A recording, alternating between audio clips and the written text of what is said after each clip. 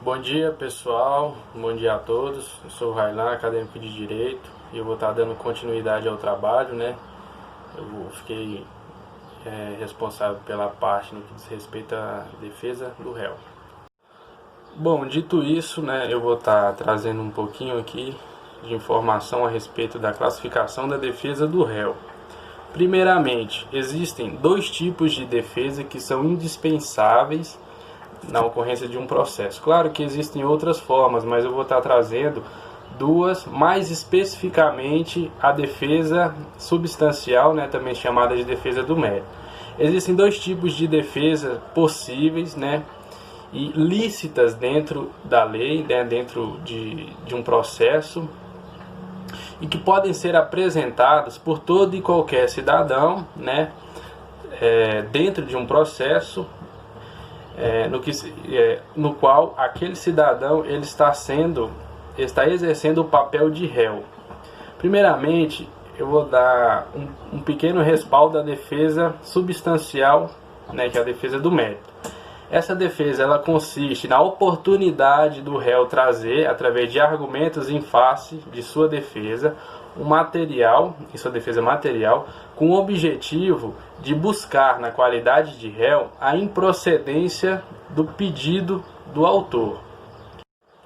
Por outro lado, a gente tem a considerada defesa formal, ou também chamada de defesa processual, né?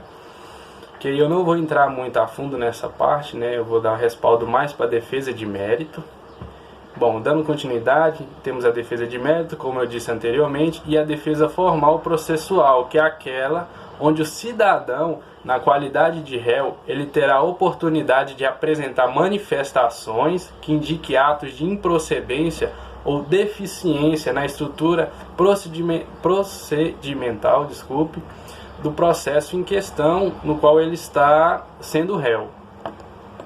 E aí, voltando, né, na defesa de mérito, que é que a gente vai dar mais ênfase aqui no caso, a defesa de mérito ela se divide em duas. Tem duas subdivisões dentro dessa defesa que eu vou trazer para vocês, que é o ponto principal, né, da minha parte, que é a defesa de mérito direta e a defesa de mérito indireta.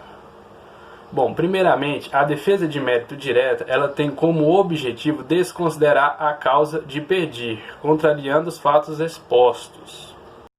Ou seja, né, na defesa de mérito direta, o demandado ele se limita a negar a veracidade dos fatos expostos pelo autor.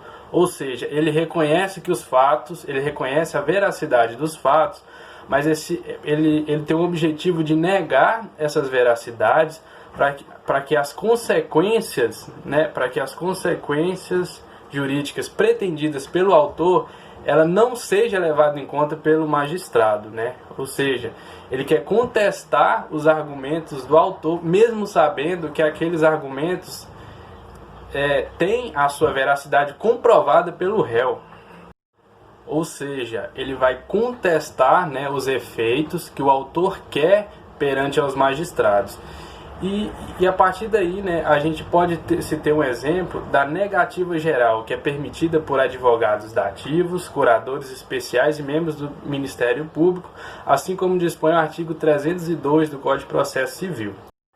E aí, né, por outro lado, a gente também tem a defesa de mérito indireta, que acontece quando o réu, apesar de ele concordar, né, com os fatos, os argumentos expostos pelo autor, reconhecer também a veracidade dos mesmos, ele vai apresentar ao juiz novos fatos, que são fatos capazes de modificar, extinguir ou impedir o direito do autor, conforme determina o artigo 326 do Código de Processo Civil.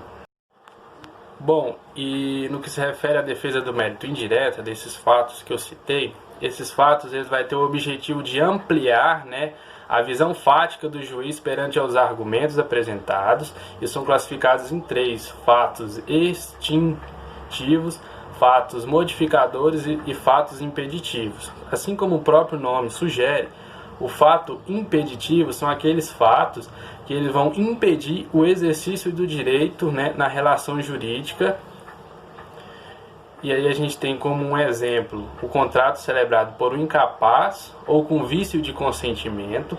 Aí a gente também tem o segundo fato, que é o fato modificativo, que assim como o próprio nome sugere, são aqueles fatos que modificam de forma subjetiva ou objetivamente o fato pelo autor.